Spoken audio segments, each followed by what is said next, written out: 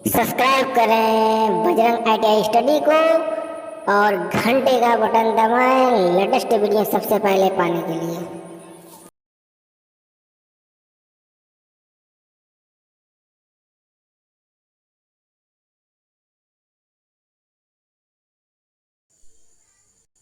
Hello everyone, स्वागत है आप सभी का इस Bajrang ITI study YouTube channel में। और जैसा कि हम सभी जानते हैं, हम करते हैं आईटीआई ट्रेड इलेक्ट्रीशियन से संबंधित स्टडी। तो आज हम कर रहे हैं वन लाइनर सीरीज की 5वीं वीडियो। मैं प्रत्येक वीडियो में आपको 25 प्रश्न कराता हूं और आज हम स्टार्ट करेंगे 100 नंबर क्वेश्चन से। और मैं इस वीडियो में आपको एक ही वीडियो में 50 प्रश्न कराऊंगा। तो चलिए हम स्टार्ट करते हैं वीडियो। उससे पहले आपसे एक अपील है कि देश कोरोना महामारी से गुजर रहा है, इस कारण सभी लोग अपने आसपास साफ सफाई रखें, सोशल डिस्टेंसिंग का पालन करें, घर पर रहें, साफ रहें, सुरक्षित रहें, सावधान रहें। चलिए अब चलते हैं पहले प्रश्न पर। पहला प्रश्न है, बी बराबर आई आर में बी को कहा जाता है।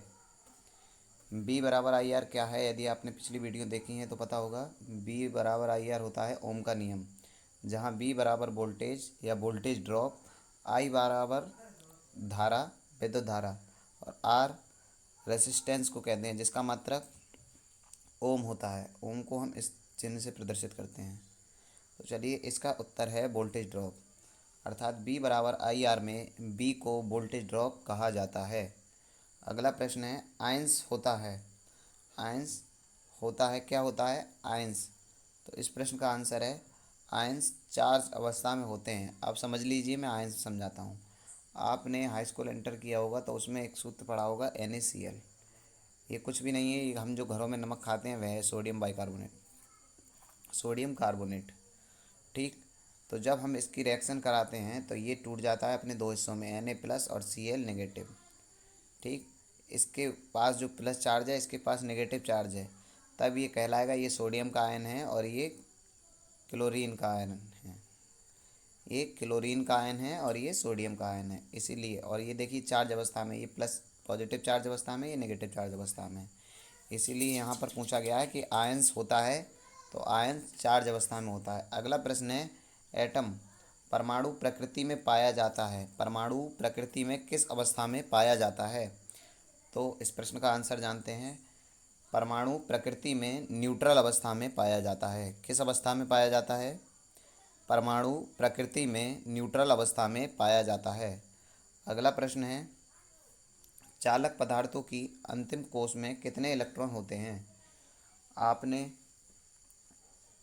विद्युत इंजीनियरिंग सब्जेक्ट को चुना है तो आपको पता होगा, तीन सब प्रकार के पदार्थ होते हैं हमारे पास: चालक, कुचालक और अर्धचालक। तीसरा होता है अर्धचालक। अर्धचालक कौन से होते हैं? जिनमें से करंट चालकों से कम तथा कुचालकों से अधिक प्रवाहित होती है। कुचालक जिनमें से धारा अर्थात करंट बिल्कुल प्रवाहित नहीं होती है। चालक जिनमें करंट तेज़ी से प्रवाहित होती है। यहाँ पर पूछा गया है चालकों की अंतिम कक्षा में कितने इलेक्ट्रॉन होते हैं? तो चालकों की अंतिम कक्षा में 4 से कम इलेक्ट्रॉन होते हैं। अगला प्रश्न देखते हैं, कुचालक पदार्थों की अंतिम कक्षा में कितने इलेक्ट्रॉन होते हैं? चालक का पूछ लिया और कुचालक का पूछा गया है। देखिए, इससे पिछला जो प्रश्न था 104 नंबर प्रश्न, UPPCL जेई 2018 के पेपर में पूछा गया था। ये तीनों सवाल जेई के एग्ज़ाम में पूछे गए हैं। तो देखिए, आपसे आप तो ITI लेवल के एग्ज़ाम दे रहे हैं, उनमें पूछा जाना तो स्वाभाविक ही है। तो इस प्रश्न का आंसर क्या है? कुचालक पदार्थों के अंतिम कक्षा में कितने इलेक्ट्रॉन होते हैं? तो कुचालक पदार्थों के अंतिम कक्षा में 4 से अधिक इलेक्ट्रॉन होते हैं। कितने इलेक्ट्रॉन होते हैं? 4 से अधिक। अगला है हमारा, अर्धचालक पदार्थों की अंतिम कक्षा में कितने इलेक्ट्रॉन होते हैं? अर्धचालक पदार्थों की अंतिम कक्षा में इलेक्ट्रॉनों की संख्या होती है 4। हमने चारों देख लिए। चालक में होते हैं 4 से कम, कुचालक में 4 से अधिक, और जबकि अर्धचालक में 4 होते हैं।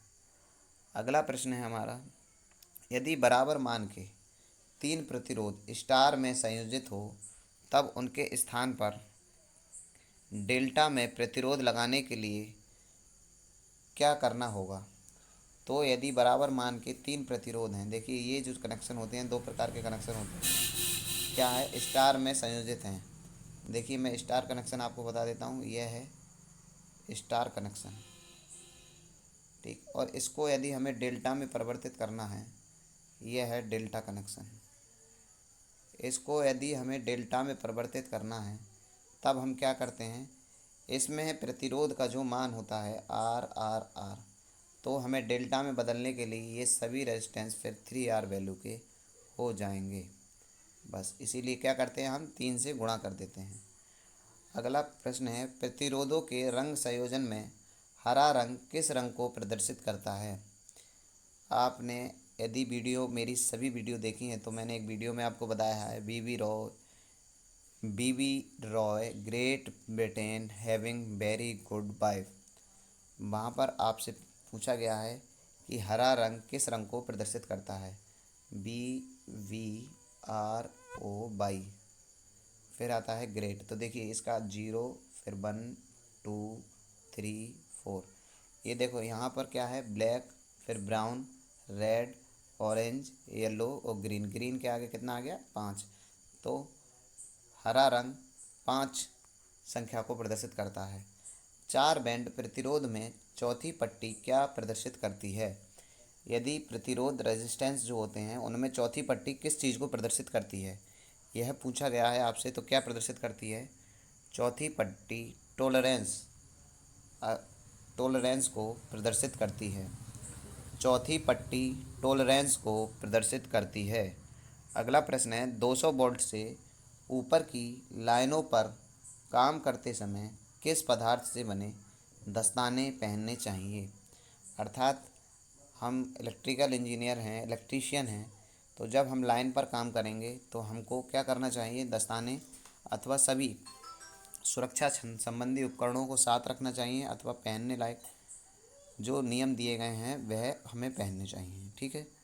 तो 200 वोल्ट से ऊपर की लाइनों पर काम करते समय किस पदार्थ से बने दस्ताने पहनने चाहिए, तो हमें रबड़ से बने दस्ताने पहनने चाहिए। अगला प्रश्न है 111 नंबर, विद्युत चिंगारी से लगने वाली आग को बुझाने के लिए किस प्रकार के अग्निशमक यंत्रों का प्रयोग किया जाता है। विद्युत चिंगारी से लगने वाली आग को बुझाने के लिए किस प्रकार के अग्निशमक यंत्रों का प्रयोग किया जाता है। तो इसमें कार्बन टेट्राक्लोराइड प्रकार के अग्निशमक यंत्रों का प्रयोग किया जाता है। इसका सूत्र होता है CCl4, कार्बन टेट्राक्लोराइड। अगला प्रश्न है 112 नंबर, मापन की ब्रिटिश प्रणाली किस प्रणाली को कहा जाता है। मापन की ब्रिटिश प्रणाली किस प्रणाली को कहा जाता है। तो मापन की ब्रिटिश प्रणाली फुट पाउंड सिस्टम अर्थात FPS सिस्टम को कहा जाता है। अगला प्रश्न है हमारा 113 नंबर, विद्युतीय वितरण प्रणाली में खतरा बोर्ड कहाँ लगाया जाता है। आपने कुछ इस प्रकार का बोर्ड लगा हुआ देखा होगा जिसमें कुछ इस प्रकार के क्रॉस चिन्ह होते हैं। ये वाला मानव की कंकाल खोपड़ी जिसमें छपी हुई होती है उसकी बात कर रहा हूँ मैं। तो वह कहाँ लगता है, वह सब स्टेशन के कंट्रोल बोर्ड पर लगता है। कहाँ लगता है, सब स्टेशन के कंट्रोल बोर्ड पर। अगला प्रश्न है, अर्थ प्रतिरोध का मान होना चाहिए। अर्थ प्रतिरोध का मान कितना होना चाहिए। तो अर्थ प्रतिरोध का मान 1 ओम से कम होना चाहिए। जो हम घरों में यूज करते हैं तब वहाँ पर अर्थ प्रतिरोध का मान 1 ओम से कम होना चाहिए। अगला प्रश्न है, भाखड़ा नागल बांध पर लगी टरबाइन कौन सी है। भाखड़ा नागल बांध पर लगी टरबाइन है कौन सी। अर्थात जो भाखड़ा नागल बांध पर टरबाइन प्रयोग में लाई गई है वह टरबाइन कौन सी है। तो उस टरबाइन का नाम है प्लेटन टरबाइन। कौन सी टरबाइन है, प्लेटन टरबाइन। अगला प्रश्न है 116 नंबर, भारतीय नियमों के अनुसार अंडरग्राउंड केबलों को कितने किलो वोल्ट से अधिक पर प्रयोग में नहीं लिया जाता है। तो इस प्रश्न का आंसर देखते हैं। 66 किलो वोल्ट से ऊपर केबलों को हम प्रयोग में नहीं लेते हैं। अगला प्रश्न है 117 नंबर। प्रकाश का रंग निर्भर करता है किस गुण पर? प्रकाश का रंग निर्भर करता है किस गुण पर? प्रकाश का रंग आवृत्ति पर निर्भर करता है। किस पर निर्भर करता है? आवृत्ति पर। अगला प्रश्न है 118 नंबर। सर्वाधिक तरंग दैर्घ्य किस रंग की होती है? सर्वाधिक तरंग दैर्घ्य आता है यहाँ पर, दैर्घ्य किस रंग की होती है? तो बैगनी रंग की। इसको हम इस प्रकार से भी याद कर सकते हैं, बा से बैगनी और ता से तरंग दैर्घ्य, अर्थात सर्वाधिक तरंग दैर्घ्य बैगनी रंग की होती है। अगला प्रश्न है लकड़ी के खंभों के बीच की दूरी क्या होती है? लकड़ी के खंभों के बीच की दूरी क्या होती है? लकड़ी के खंभों के बीच की दूरी 40 से 50 मीटर होती है। ये मैं बता देता हूँ कुछ बना के, देखिए। यदि ये दो खंभे हैं और दोनों खंभों पे ये इस तरह से कोई लाइन है, तो इन दोनों खंभों के जो बीच की दूरी है वह कितनी होगी? वह 40 से 50 मीटर रखी जाती है। अगला प्रश्न है मिट्टी में किसी खंभे की भूतल से गहराई कितनी होनी चाहिए? अर्थात ये यदि पूरा खंभा है ये, तो इसकी जो मिट्टी में जमने वाली परत है, मिट्टी में जाने वाली इसकी लंबाई है, ये यहाँ पर भूतल मान लीजिए, इसकी मिट्टी में जाने वाली लंबाई कितनी होनी चाहिए, यह आपसे पूछा गया है। तो उसकी होनी चाहिए खंभे की कुल लंबाई का 1/6 भाग। अर्थात यदि खंभा 60 फीट लंबा है तो 10 फीट खंभा ज़मीन के अंदर होना चाहिए। सही है। अब हम चलते हैं अगले प्रश्न पर। प्रश्न संख्या 121। तापीय बिजली प्लांट में कोयले की राख की मात्रा कितने प्रतिशत होती है? तापीय बिजली प्लांट में कोयले की राख की मात्रा कितने प्रतिशत होती है? प्रश्न का आंसर है कुल ईंधन का 20%। अर्थात यदि हम 100 किलो ईंधन प्रयोग करते हैं तब उस ईंधन को जलने के बाद जो आग उत्पन्न होगी राख बनेगी वह 20 केजी बनेगी, अर्थात कुल का 20%। अगला प्रश्न है एक वैद्युतीय डिग्री बराबर कितने मैकेनिकल डिग्री के बराबर होता है? एक वैद्युतीय डिग्री बराबर कितने मैकेनिकल डिग्री के बराबर होता है? तो एक वैद्युतीय डिग्री बराबर 180 मैकेनिकल डिग्री के बराबर होता है। अगला प्रश्न है अज्ञात मान का करंट नापते समय प्रारंभ में मान सीमा का चयन होना चाहिए। अर्थात यदि हमको किसी करंट की वैल्यू पता नहीं है फिर भी हमें उसको मापना है, तो स्टार्टिंग में जो हम लिमिट सेलेक्ट करेंगे वह लिमिट कितनी होनी चाहिए? वह लिमिट उच्चतम होनी चाहिए। कितनी होनी चाहिए? उच्चतम होनी चाहिए। हमारा 123वां क्वेश्चन है, आज की वीडियो का 23वां क्वेश्चन। ट्रांसफार्मर में भंवर धारा हानियों को कम करने के लिए किया जाता है। क्या किया जाता है? ट्रांसफार्मर में भंवर धारा हानियों को कम करने के लिए क्या किया जाता है? तो पतली पतली पत्तियों का प्रयोग किया जाता है। क्या किया जाता है? पतली पतली पत्तियों का प्रयोग किया जाता है। अगला प्रश्न है किस प्रकार के डीसी जनरेटर में अवशिष्ट चुंबक तत्व होना आवश्यक है? किस प्रकार के डीसी जनरेटर में अवशिष्ट चुंबक तत्व का होना आवश्यक है? तो शंट जनरेटर में अवशिष्ट चुंबक तत्व होना आवश्यक है। जनरेटर 3 प्रकार के होते हैं, सीरीज, शंट और कंपाउंड। तो शंट जनरेटर में अवशिष्ट चुंबक तत्व अर्थात बचे हुए चुंबक तत्व का होना आवश्यक है। अगला प्रश्न है हमारा 125 number. H P B P का पूर्ण रूप क्या होता है? एच पी बी पी का पूर्ण रूप है high pressure mercury vapour lamp. High pressure mercury vapour lamp.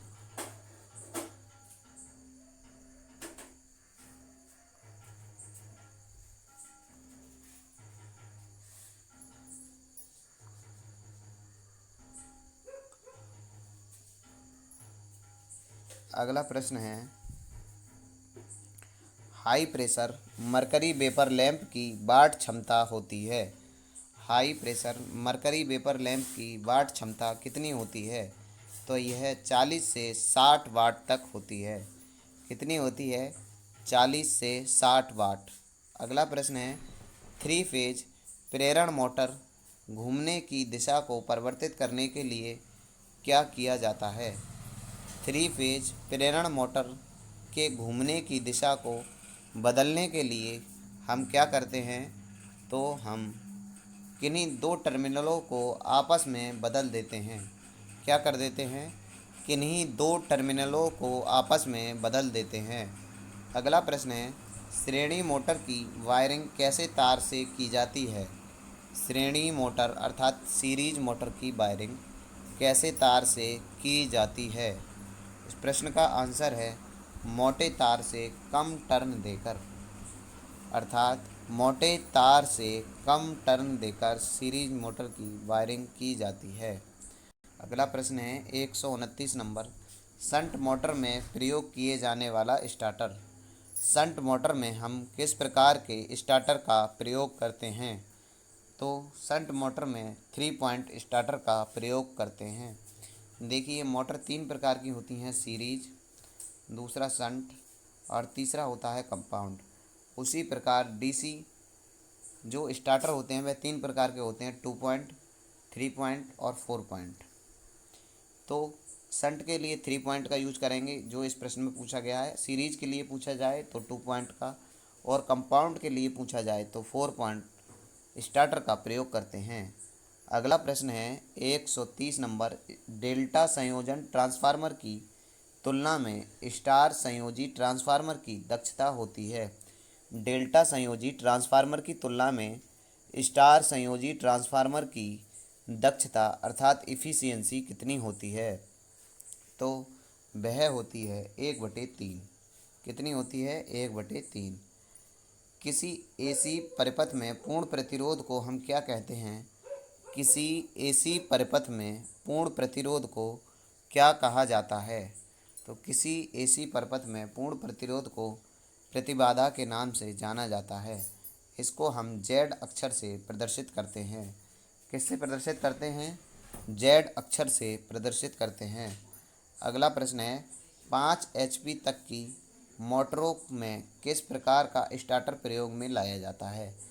यह एसी मोटरों की बात हो रही है यहाँ पर, और 5 एचपी तक की अगर मोटर है तो उसमें स्टार्टर जो प्रयोग में लाया जाएगा वह कौन सा स्टार्टर होगा? तो उसमें DOL अर्थात डायरेक्ट ऑनलाइन स्टार्टर का प्रयोग किया जाता है।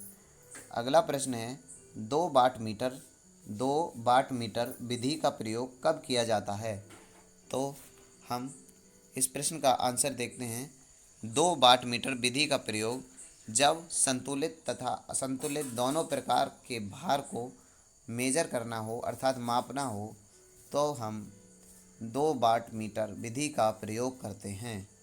अगला प्रश्न है 134 नंबर, डायरेक्ट ऑनलाइन स्टार्टर किस वोल्टेज को कम नहीं करता?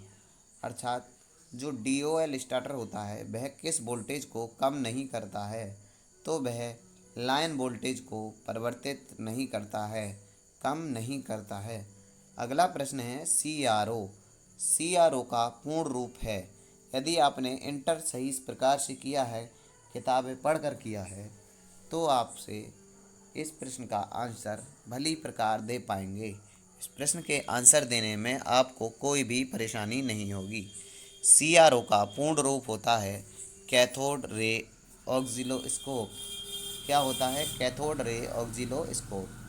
अगला प्रश्न है, वोल्टेज रेगुलेटर में किस डायोड का प्रयोग किया जाता है? वोल्टेज रेगुलेटर में जो हम डायोड प्रयोग करते हैं वह कौन सा डायोड होता है? तो वोल्टेज रेगुलेटर में हम जिस डायोड का प्रयोग करते हैं वह डायोड होता है जीनर डायोड। कौन सा डायोड होता है? Zener diode. Zener diode. अगला प्रश्न है, रेती में सामग्री का प्रयोग होता है। रेती में सामग्री का प्रयोग होता है।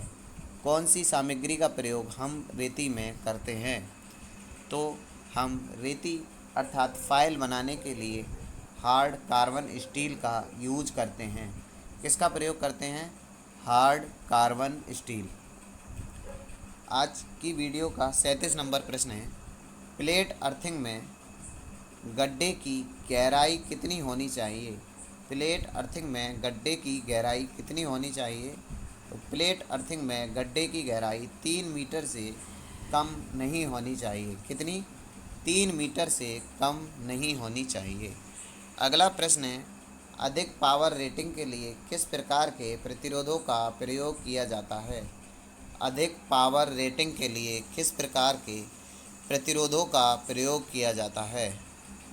तो अधिक पावर रेटिंग के लिए हम वायर बाउंड प्रतिरोधों अर्थात वायर बाउंड रजिस्टर का प्रयोग करते हैं। अगला प्रश्न है, चालकों की प्रतिरोधकता होती है। चालक जो होते हैं उनकी प्रतिरोधकता क्या होती है? तो चालकों की प्रतिरोधकता 10 की पावर -8 से 10 की पावर -6 अर्थात बहुत कम होती है। चालकों की जो प्रतिरोधकता होती है वह 10 की पावर -8 से 10 की पावर -6 तक होती है। अगला प्रश्न है, क्यूरी ताप से ऊपर एक फेरोमैग्नेटिक पदार्थ किस पदार्थ की भांति व्यवहार करता है? क्यूरी ताप से ऊपर एक फेरोमैग्नेटिक पदार्थ किस प्रकार के पदार्थ की भांति व्यवहार करता है? तो वह पैरामैग्नेटिक पदार्थ की तरह व्यवहार करता है। अगला प्रश्न है, वेल्डिंग की स्पोर्ट प्रक्रिया में स्टील को किस मोटाई तक वेल्ड किया जा सकता है? वेल्डिंग की स्पोर्ट प्रक्रिया में स्टील को हम किस मोटाई तक वेल्ड कर सकते हैं? तो हम उसे 12 mm तक अर्थात 12 mm तक वेल्ड कर सकते हैं, वेल्डिंग कर सकते हैं। सैफर विधि में व्यक्ति को लिटाया जाता है। कृत्रिम सांस देने की जो विधियां हैं वह 3 विधियां होती हैं, मुंह से मुंह विधि, सैफर विधि, सिल्वेस्टर विधि। इन सभी विधियों के बारे में मैंने एक अपने चैनल पर वीडियो अपलोड किया है जो 4 से 5 मिनट का वीडियो है। यदि आपने नहीं देखा है तो वीडियो को जाकर चैनल की प्ले लिस्ट में जाकर देख लीजिए। आपको सांस लेने की विधियों से संबंधित संपूर्ण जानकारी हासिल हो जाएगी। सैफर विधि में व्यक्ति को लिटाया जाता है पेट के बल। सैफर विधि में व्यक्ति को पेट के बल लिटाया जाता है, जबकि सिल्वेस्टर विधि में व्यक्ति को पीठ के बल लिटाया जाता है। सिल्वेस्टर विधि में व्यक्ति को पीठ के बल लिटाया जाता है। अगला प्रश्न है, सिल्वेस्टर विधि में व्यक्ति को लिटाया जाता है। तो इससे पहले ही मैंने इसका आंसर आपको बता दिया था। सिल्वेस्टर विधि में व्यक्ति को पीठ के बल लिटाया जाता है। अगला प्रश्न है, अर्थ करते समय अर्थ व न्यूट्रल के बीच विभवांतर का मान होना चाहिए। अर्थ करते समय अर्थ व न्यूट्रल के बीच विभवांतर अर्थात वोल्टेज का मान कितना होना चाहिए? तो यह मान 0 होना चाहिए। कितना होना चाहिए? 0। अगला प्रश्न है, सेंटर पंच किस प्रकार का टूल है? सेंटर पंच एक प्रकार का टूल है। यह किस प्रकार का टूल है ये पूछा गया है। तो यह एक प्रकार का मार्किंग टूल है। किस प्रकार का टूल है? मार्किंग अर्थात निशान लगाने वाला औजार। सेंटर पंच एक प्रकार का निशान लगाने वाला औजार है। अगला प्रश्न है 146 नंबर, इलेक्ट्रीशियन चाकू किस धातु का बना होता है? आप एक इलेक्ट्रीशियन हैं तो इलेक्ट्रीशियन का जो चाकू बना होता है वह किस धातु का होता है? इलेक्ट्रीशियन चाकू स्टील का बना होता है। इलेक्ट्रीशियन चाकू स्टील का बना होता है। अगला प्रश्न है, छत के पंखे की पावर क्षमता होती है। छत के पंखे की पावर क्षमता कितनी होती है? तो छत के पंखे की पावर क्षमता 60 वाट होती है। छत के पंखे की पावर क्षमता 60 वाट निर्धारित की जाती है। अगला प्रश्न है, नियंत्रण बोर्ड की फर्श से ऊंचाई कितनी रखी जाती है? नियंत्रण बोर्ड अर्थात कंट्रोल स्विच की फर्श से, जहां हम रहते हैं, ज़मीन से कितनी ऊंचाई रखी जाती है? तो यह ऊंचाई 1.3 मीटर रखी जाती है। 1.3 मीटर रखी जाती है। आज की वीडियो का सेकंड लास्ट क्वेश्चन 149 नंबर प्रश्न है। विद्युत वितरण प्रणाली में अर्थ वायर का रंग होता है। विद्युत वितरण प्रणाली में अर्थ का जो तार होता है उसका रंग किस प्रकार का होता है? तो उसका रंग हरा होता है। इसको हम इस प्रकार से भी याद कर सकते हैं, EARTH। अर्थ अर्थात होता है पृथ्वी, और पृथ्वी हमें कैसी दिखती है? तो पृथ्वी को हम ऐसे मान लेंगे कि पृथ्वी पर घास उगी हुई है, और घास उगी हुई पृथ्वी हमें कैसी दिखेगी? हरी। तो इस प्रकार से मैंने अपनी ये ट्रिक बना के याद कर रखा है इसे। तो अर्थ का रंग, अर्थ तार का जो रंग होता है वह हरा होता है। आज की वीडियो का अंतिम प्रश्न है, न्यूट्रल वायर का रंग कैसा होता है? न्यूट्रल वायर का रंग कैसा होता है? तो न्यूट्रल वायर का रंग काला होता है। कैसा होता है? काला। यहाँ पर हम इसका आंसर देना भूल नहीं, ये नोट में लिखा हुआ है, न्यूट्रल वायर का रंग काला होता है। और 150 नंबर प्रश्न है, भारत सर्वाधिक बिजली किस पावर प्लांट द्वारा उत्पादित करता है? भारत सर्वाधिक बिजली किस पावर प्लांट द्वारा उत्पादित करता है? तो वह पावर प्लांट है थर्मल पावर प्लांट। कौन सा प्लांट है? Thermal power plant.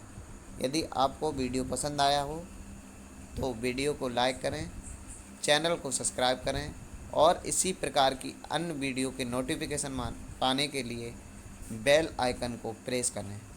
आज की वीडियो में 50 प्रश्न आपको कराए गए हैं। कोशिश की गई है पूरी आपको भली प्रकार इनकी जानकारी समझाने के लिए। मिलते हैं अगली वीडियो में, तब तक के लिए जय हिंद, जय भारत। Stay tuned.